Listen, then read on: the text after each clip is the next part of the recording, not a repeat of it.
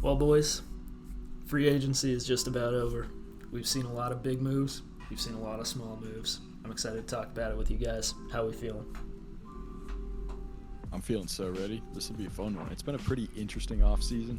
Not a lot of huge shakeups, but definitely some moves by some role players that I can see pushing a few teams over the hump. Yeah, we got quite a lot to talk about. We're going to start it off with Dejounte Murray being traded to the Pelicans for Larry Nance Jr. and Dyson Daniels, along with a couple first-round picks. What's your guys' take on that one? This could go a couple of ways. I think no matter what, the Hawks kind of benefit from this. Getting the defense of Daniels and Nance is really going to support having, Trey. If you're going to roll with him for the future, you're going to need those perimeter defenders around, and we're going to offer that. On the Pelicans side, it's a little more complicated. Dejounte kind of needs to have the ball. That's why it didn't work out in Atlanta. CJ's trying to play the point guard in his Pelicans career. I think if he accepts what he was doing on the Blazers, running around off ball and just kind of spacing the floor, I think that works out a lot better. But if Dejounte and CJ are both trying to be primary ball handlers, that seems like it'll probably just clog up the offense. I feel like they should be able to balance that. They might, I don't know how old CJ is. He's probably getting to 35, 36. So I could see him being off the bench more and playing with the bench unit more, be more off ball. For the Hawks, they kind of just admitted defeat and admitted that they were stupid to trade 4 first-round picks or however many they did for Dejounte Murray. But they got a decent return, so you can't be too mad at it. I would like to see CJ come off the bench, probably, if they're planning on keeping Brandon Ingram, because I think having Herb Jones next to Dejounte Murray would make a lot more sense than throwing him to the bench and having CJ out there, because Hawks fans will be the first to tell you that in recent years, Dejounte's defense has not been what it was when he was back with the Spurs. Like Zach was saying, CJ and Dejounte are both best when they have the ball. So I think it would make a lot more sense for them to move CJ to the bench, but I don't see an NBA coach doing that to a long-term veteran like that, so I'm not entirely sold on the fit. I don't think it'll go great. I do want to quickly say that I like Dyson Daniels to the Hawks a lot. He's a lot of what they need, a guy who can play guard or wing and play a lot of good defense on multiple positions, so they got a decent return for Dejounte. If you guys had to give a letter grade for this trade, what would it be? For the Pelicans, I'd probably go with a C, and the Hawks, I'd go with a B+. That's just interesting because I think it's a BP+ for the Pelicans, I'd say, and probably a B+ for the Hawks there. I think both of them kind of win on this. The Hawks get to rebuild a little bit, and the Pelicans are, trying to contend and stuff. So I do think they'll trade Ingram. That's the rumor.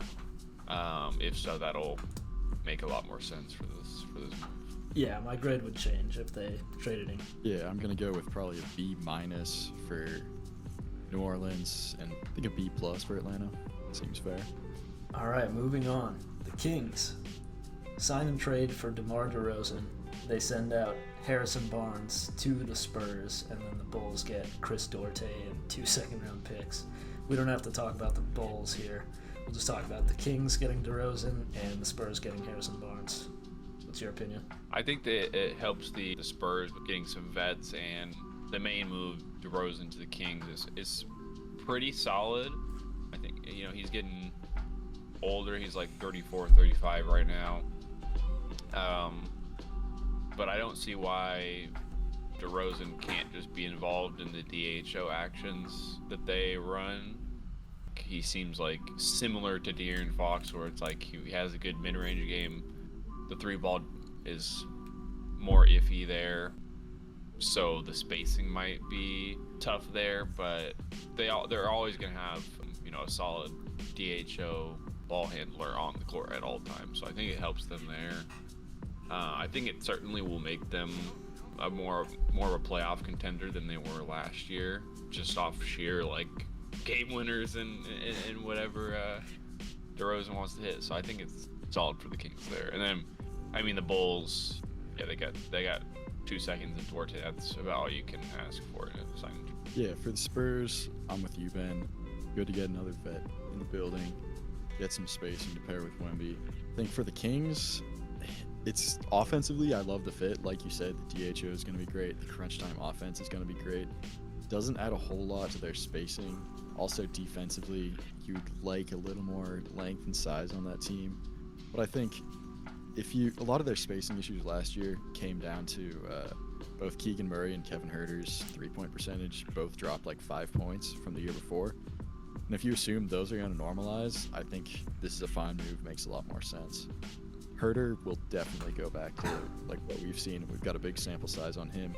Keegan Murray, a little more iffy, but I suspect it'll revert at least close to how he was his rookie season.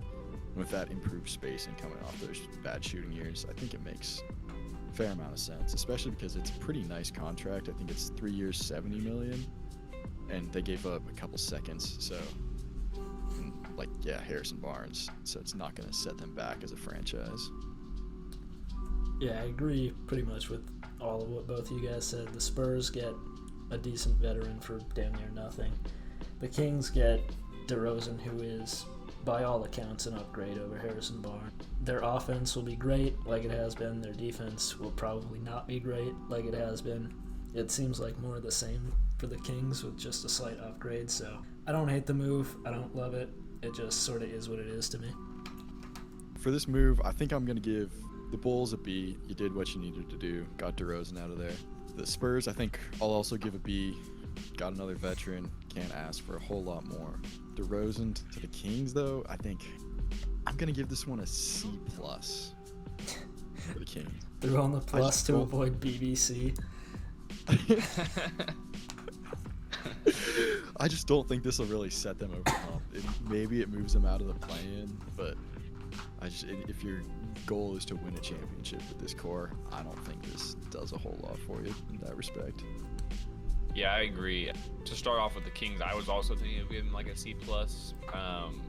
Like getting DeRozan particularly isn't that great, but I think giving guy 3, I don't know if he has a player option, but giving him a 3-year contract. I mean, that's how you have to do sign-in trades, but you're still gonna have him when he's like 36, 37. So there's always a shot that contract isn't the best, but there's hasn't been indications that he's regressing very much. So that's good for them. Yeah, I think the Spurs. I mean, did they even do anything? I mean, they just got Harrison Barnes. So that's pretty good. So yeah, I'll give them like a B for that.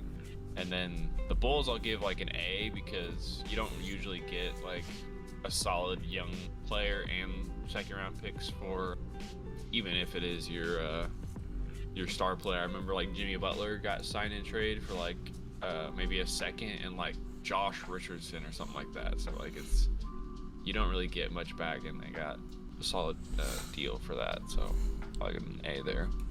Yeah, I'm going to go with Big Baller Brand here. 3 Bs. The Spurs get a guy for nothing.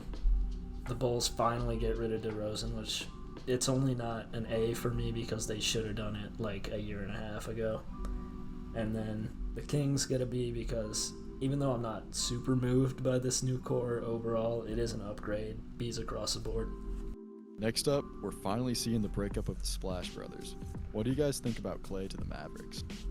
I am not moved, to be honest with you. Klay was not good last season, and I don't think he brings enough to the Mavericks to put them over the hump of being better than Boston. With the West getting even better across the board, it's going to be tough for the Mavs to get back to where they were. I don't think Klay is the player he was at all, and it's not going to help him. Yeah, I kind of agree. I also think it's interesting why he went to the Mavs instead of because I believe the Lakers offered him a deal of their own with more money. With the taxes difference in California and Texas, like I think it's actually he'll get paid more the Mavs. So I'm wondering if he just kind of wanted to get his final bag and just have a place to contend. But I mean, he's an upgrade over Tim Hardaway Jr., so I guess there's that. Yeah, I kind of agree that he doesn't really move me too much, and if he wasn't being able to beat the washed allegations last year, I don't think he's going to be able to beat him in like a year or 2 years, because his contract's 3 years long. So I don't like the long-term money there, but it'll be solid. Warriors don't really lose a whole lot other than defense there, so we'll see what moves they make. Yeah, like you said, I think the 3-year contract from the Mavs perspective is not great. I think you'd like a little more flexibility than that, especially dealing with a guy who's so old and more or less washed on both ends of the floor. Klay can hit open threes, which honestly is a big need of theirs. You know, when you have the Luka and then you like kick it out to like DJJ or something and he bricks the corner three. Klay's gonna hit those, but you don't replace any of that like defensive that you lost with Derek Jones Jr. in the offseason. So I think if you can find a way to make a signing to improve the defense, it makes a little more sense, but I don't know how much Klay's going to offer other than just knocking down open threes off the drive and kick. Yeah, I mean, this team's only weakness, the reason they didn't win the finals, was problems with individual players defending on the perimeter, and it got worse. So I don't see this move working out for them all that well, to be honest. This sign and trade was technically a 6-team deal, so we're just going to grade this like a signing. So just Klay to the Mavs, what grade do you give it? I'm going to give this a C-. Klay's shooting is really the only thing that puts this above a D for me, but doesn't offer a whole lot else, I'm afraid. I'll give him like a C+, just because of the length of the contract, but I think it's only like 16-17 million a year, so it's not the worst in the world. So I'd say it's like slightly above average. That's where I'd go, because that's about how much it's going to cost you to sign a 3 and regressing D wing. So give it a C+. Yeah, I'll go with a C-. The only reason it's not like a D+ or a D is because, like Ben said, it's not big money, but this helps their offense, which wasn't the problem at all last season, and hurts their defense, which was the problem. So overall, I don't think it's a positive move, even if Klay will be all right there. Yeah, I guess we could mention that they lost Derek Jones Jr. to the Clippers, and they signed Najee Marshall for like basically the same money that the Clippers paid DJJ. So I don't know what they're doing there particularly, but maybe it'll work. Yeah, it's a tad baffling, but whatever. All right, what do y'all think about KCP to Orlando? I absolutely love it. I think it makes so much sense for the Magic. And KCP got his money. He was fantastic in Denver for the time he was there. You guys know that. He's just one of the ultimate role players. He can knock down the three. He can play defense across the perimeter. He's exactly what the Magic wanted. I think this makes so much sense for them. Yeah, I agree. I think he's at like 22 million a year or so over 3 years. So it's a bit of an overpay, but to pry him from Denver, that's what it was going to take. So, but yeah, I do like it for the Magic. So I think he was probably like the best 3-and-D, role-playing wing available from this free agency. Except Paul George. Well, true, but they didn't have. Well, yeah, they were going after him. But yeah, he's more of a guard. I like the fit. More of the story with the signing is that the Nuggets are losing their best perimeter defender and one of their best 3-point shooters. So we'll have to see how they fill in the gaps there. But I like the signing for the Magic. Yeah, this makes a ton of sense from the Magic perspective. I think it's a pretty solid contract, considering what 3-and-D guys are going for these days. $22 million a year doesn't seem horrible, especially when you've got a lot of young guys like Orlando. And like fit-wise, again, makes a ton of sense. You get to space out the floor, which was a little bit of a problem last season. That defensive backcourt is going to be nuts too with Suggs and KCP. I'm pretty excited to see this coming up in Orlando. Then on Denver's end, this is a pretty big loss. There's no one on their roster that comes to mind to replace him. I mean, maybe you can get something out of Christian Brown playing heavier minutes, but it's certainly going to affect them. Yeah, I would grade this signing for the Magic. I'll give it an A. Not quite an A+, just because KCP is not like an all-star franchise changer, but it just makes way too much sense not to give it a really high grade. Yeah, I'll give it an A as well. I think that it's good for them to get, more vets on the roster. And even if it doesn't work, it's a good trade piece, to get picks at the deadline of various years on his contract. So solid contract and solid fit there. So I'll give it an A. Yeah, I think I'll stick with A here too, which makes a lot of sense from a fit and just pretty solid deal for an in-demand role player. All right, someone lead me into this next one. I got you. We're gonna blindfold you and take you out back. So EG13 signed a max 4-year deal with the Philadelphia 76ers. Nay, how are you feeling? Hitler is finally dead, boys. No, I mean, listen, I will miss having Paul George around. He was a really good player for a long time for us, but man, I could not stand to watch him put up 7 points in a playoff game and then hop on his podcast the next day. Where's Paul Doe? Yeah, that was him in the entire playoffs. I wouldn't have hated having him back on the rumored deal, which was like 3 years, 110. But oh my God, the Sixers are going to be paying him $60 million at age 38. He can have that. Goodbye. That contract may as well subsidize his podcast at age 38. That with the underdog fantasy money, it might put him over the billion mark. But yeah, I think that's the major problem with the deals. It's just too much money at too old of an age. But I mean, that's what it took to get him to sign there. I think it's they're just kind of in win now mode, trying to they have a big three of Maxey, Paul George, and Embiid, but it's obviously health is the main thing there more than anything, because obviously if he's 100% healthy for the next 4 years, then it's a great signing, but that's a big ask for Paul George. What do you think, Zach? Yeah, I'm with you. I think giving him a 4-year max just seems like a lot. He was gonna get that anyway.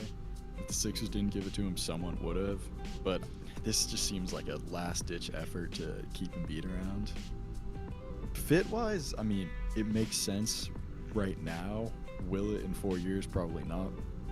But even now, like, PG's creation off the dribble slowed down a lot. So, I mean, going somewhere where he doesn't need to offer that all of the time makes a lot of sense to me. You can rely on him to, like, tap into that if Embiid's out in the playoff season. But certainly you wouldn't want him being your number one option or even number two with Maxey. So Embiid's still going to need to be healthy for this team to go anywhere. Yeah, like you guys said, I mean, he's got 1 or 2 more years of high-level basketball, but someone was going to pay him this. Kind of makes sense for Philly to be the one to do it. Yeah, I will say he's an upgrade over Tobias Harris. The fit is fine if he and the coaching staff accept that he is not an off-the-dribble creator at all anymore. It's not 2021 anymore, guys, but I don't know if he will do that. And also, Embiid's had his own health issues, and I know firsthand that if you are asking Paul George to be your first option, it's not going to end well for you. If I had to grade it, I would say it's a C- or a D+. It makes sense this year and this year only, I think. His production is kind of falling off. He's absolutely not the player he was, and they are paying him an ungodly amount of money over the next 4 seasons. I do think they'll probably regret this. Yeah, I think I'm going to give it a C+ here. I've the same issues as the rest of you guys. It's just a massive overpay for a player who's going to be washed by the end of his contract. But I think if you're the Sixers, you don't have a ton of other options. Embiid's very clearly in that stage of his career where he's kind of itching for a championship, and I could see him wanting out if he doesn't get a real roster around him. So I think if you're the front office, you need to take some sort of risk here. Is this, that big swing you want to take? Maybe not, but you needed to do something. This is certainly something, so. Yeah, I give it a C+. I do think that it's just kind of hard to gauge with the max because it's obviously, going up with the new, CBA things every year. So I remember the Lakers were able to offload Russell Westbrook with 1 year, $47 million to the Jazz, and they bought him out. So I feel like they probably will have options on moving off of him if he's, 38 and not producing like a $60 million player, just slightly above average, because I think in the next 2 years it should help him. I mean, they didn't really have any other choice. He's the best free agent of this class, so about all they could have done in free agency. They also kept Kelly Oubre solid for the next 2 years, but after then it's hard to say. So speaking of massive overpays, Mikal Bridges has been traded to the Knicks. What do you guys think? Yeah, this did not make a whole lot of sense to me. I think it was 5 first-rounders, one of which was protected, a swap, and was it Bojan as well, I think, or Bogdan? Which one? Yeah. Bojan, yeah. Mix them all up. But that just seems like a lot for a player whose strengths are pretty much already on your roster. Spacing and defense were never really the issues with New York. And you've got DiVincenzo, you've got Brunson to space. I mean, defensively, you've already got Josh Hart, you've got OG. Randall is not a slouch on that end either when he's healthy. I think giving up all these assets that could have been used in the future trade for either Embiid, who's kind of a big talking point trade for the Knicks every offseason, but even someone else, like a lower caliber center, I think is what you'd use it on. Doesn't make a whole lot of sense to use those assets for Bridges, considering the guys you've got on the roster right now. Yeah, I've got to agree with you. I don't see Mikal as a better or a very unique player when compared with OG Anunoby. They're pretty much the same guy, except I think OG is a little better on defense. Mikal has a bit more on-ball creation ability, but the Knicks had absolutely no problem with that last season. When you've got a guy like Jalen Brunson who's going to have an insane usage percentage, and then Julius Randle coming back from injury, you don't need another guy who wants the ball in his hands. So they're going to slot him into a 3-and-D role, which isn't something they needed. It's hard to ignore that the only reason they did this is because he went to college with all their guys.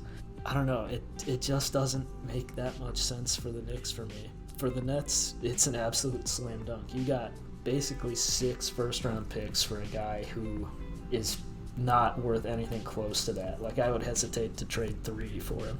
yeah, is that 4 Villanova? DiVincenzo, Brunson, Bridges. Is Josh Hart part of that? Or? Yeah. Bridges is a solid player for anyone to pick up, but yeah, I think they did overpay a bit. I think they also probably they sent out a first to get Bojan, so it's almost like 5 firsts at that point. So I think they are just way too trigger happy on sending out first to trade for guys. I think it does fit well though, as long as Randall doesn't chuck up a bunch of shots, that it should elevate them to being not a fraud 2 seed and an actual potential 2 seed. And I think it just gives Tibbs another guy to run to the bone. And, I guess the biggest thing I'm gonna watch is if Bridges will miss any games, because I think he's on a 70 game long streak of playing every game. So that's going to be the biggest thing to watch next season. Yeah, Tibbs will take care of that, believe me.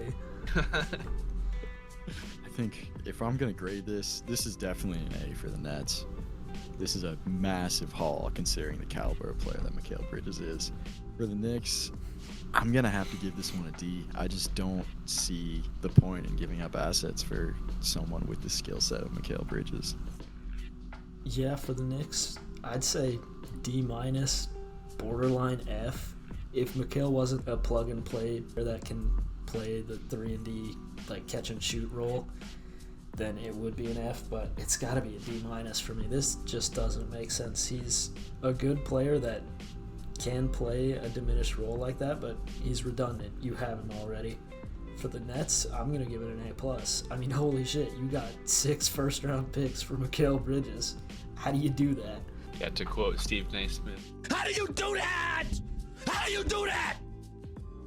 What the hell is going on? Yeah, I think for the Knicks, I'll give it like a C-, because I think that they didn't pay too far over what I think Mikal Bridges can get on the market. Not a horrible contract to move off of, and they can recoup assets. It seems like similar to the Dejounte Murray trade, where it's like he's a solid player, but I don't think he was worth 4 first-round picks. And then they ended up, moving him for 2 first-round picks. So I could see a similar situation there. So that's why I'll give it, just below average, C-. And then, yeah, for the Nets, it's like definitely an A+, because I don't think that they don't have any of their picks, or a lot of their picks. One of the teams traded back for one of their picks. I forget if it was the Nets, but Yeah, they sent Suns picks to the Rockets to get their own pick back. okay. Yeah, then with that especially is definitely why I give it an A+, because they kind of just need draft capital at this point, and they don't need to win now. I mean, they don't have a team to win now, so solid move for them. They get like 6 first-round picks for KD at this point, or something like that, so pretty solid. All right, the OKC Thunder signed Isaiah Hartenstein to 3 years, $87 million. What's your guys' take on that? He's going to be a 10-10 role player for $1 bajillion. That's what I think. It doesn't make any sense as to why you pay him that much money. I don't know what other team would offer him this kind of money.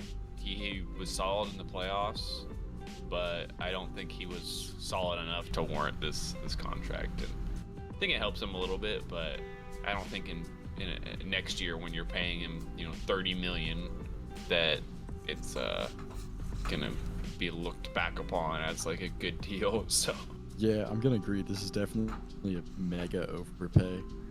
I'm really not. Like you said, I'm not sure who they were trying to outbid with this one. There's no one that comes to mind that would have considered paying Hartenstein anything close to this.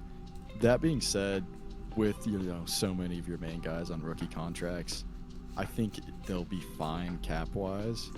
And fit-wise, this makes a ton of sense to me. OKC's big weakness was rebounding. Chet's just too small to compete against those big guys like Jokic and Gobert. I think if you want to have Hartenstein coming off the bench, that's going to address the issue. Or if you want to run a big lineup with Chet playing on the wing and Hartenstein in the more traditional 5 role, I could see that having success, especially in the playoffs against Denver and Minnesota. So I kind of like this move despite the massive contract. Yeah, for sure. They needed size. They didn't have a true 4.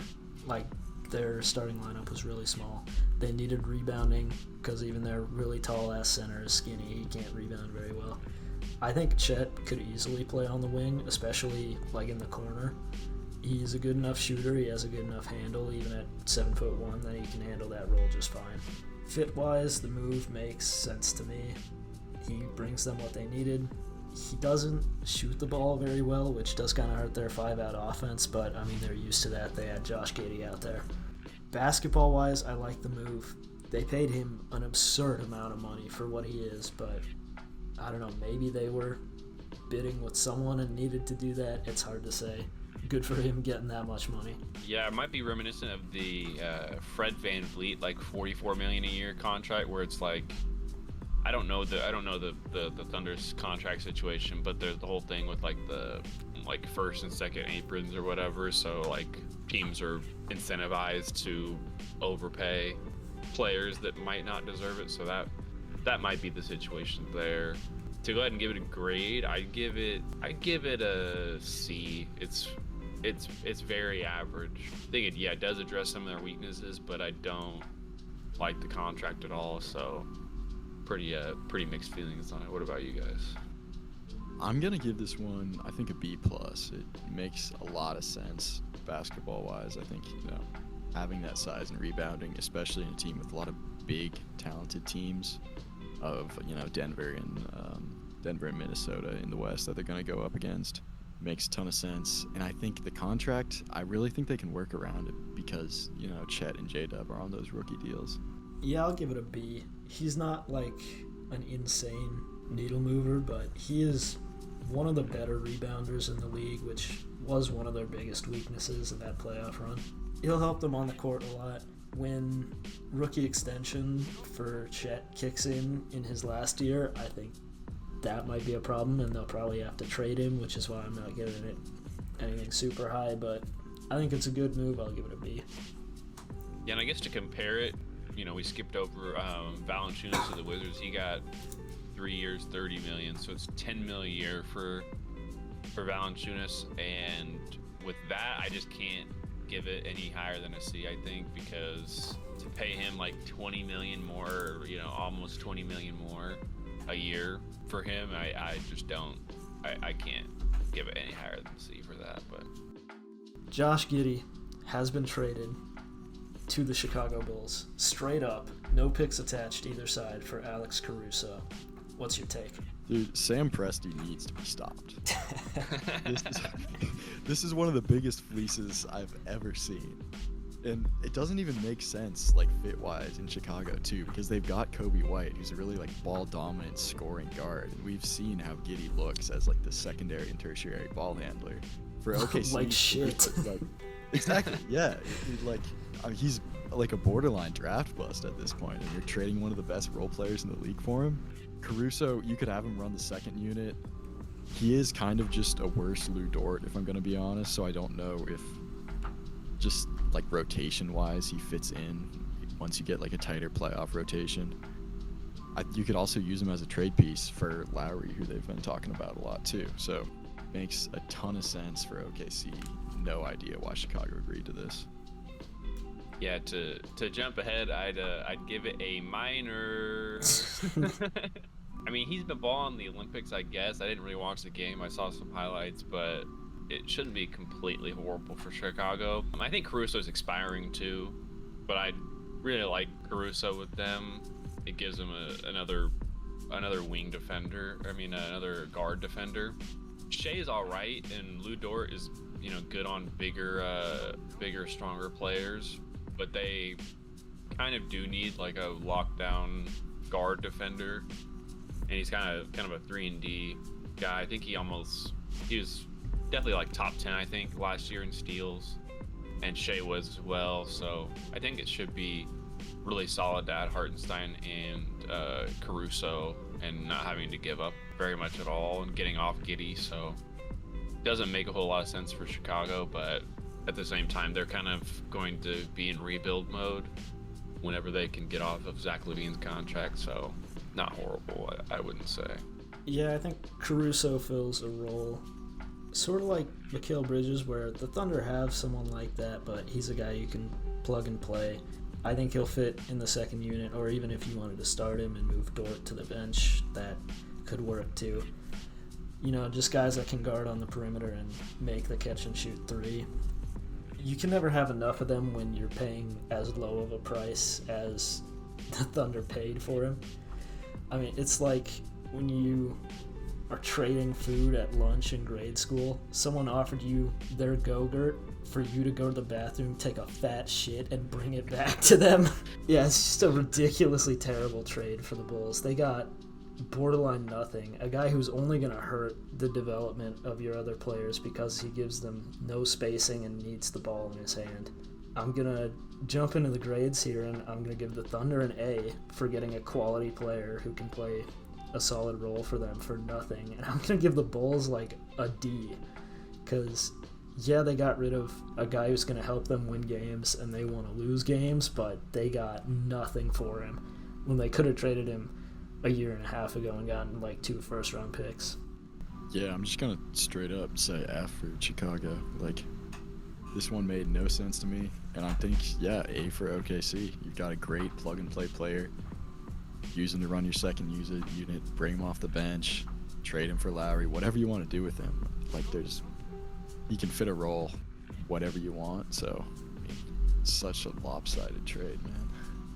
Yeah, for OKC, I'll give it a B just because Josh Giddey was a first-round pick, and like they did make that pick, so like they have to live with the consequences of that. So I mean, they basically trading a first-round pick because he was a previous first-round pick out, and it's an expiring, so it's less of a bad trade for the Bulls, I guess. But I mean, they don't really get much, so I'll give them a D. Decent upside with Giddey, like long term, but obviously not ideal. And yeah, I guess I'll give the Thunder a B for that. So, all right, boys, the final one: Chris Paul to the Spurs. Guys, is this Lob City 2.0? I really like the idea of Chris Paul throwing lobs to Wemby. I think Wemby's not had a real point guard. Sohan does not count. I don't even know who they were playing once they moved Sohan to the floor last season. You're not moved by Trey Jones? No, not really. But I mean, I like it. You're gonna get another veteran, gonna show Stephon Castle the ropes as well as like a very similar kind of two-way guard like Chris Paul was when he was young, you know. So I think it makes a ton of sense to me, and I don't think the contract was that crazy either. I think it was it 2 years? 11. I feel like it was I thought it was like a 1 year, $11 million. 1 year, 11. It's a good contract, yeah. Yeah. It's like sorry Nate, but it's like Lob City if the guys catching the lobs could do anything but dunk. And that is Blake Griffin slander. He had a bit of a bag, all right. I like it because I mean, I think we've probably talked about this before too, or certainly I have talked about this off the pod that of them rumored to get, they're rumoring to get Trae Young, and I think it's a perfect fit here. Not really any downside. Like if he can't play like he did on the Warriors, like it's no big deal. Like he can at least coach the young point guards that they got, teach him how to pass the ball to Wemby. So solid for them. Yeah, I'll keep it brief here. It'll be a fun pick and roll. Great lobs, like you were saying. And he'll be a really nice mentor for Stephon Castle. Something that, he's done in the past for guys like Shea. So I think we could see a lot of benefits from the Spurs for this. I'll probably give him an A for it. Yeah, just based on the CP Wemby pickle roll, I'll give it an A. Yeah, I think I'm going to give this a nice, wholesome A's all around.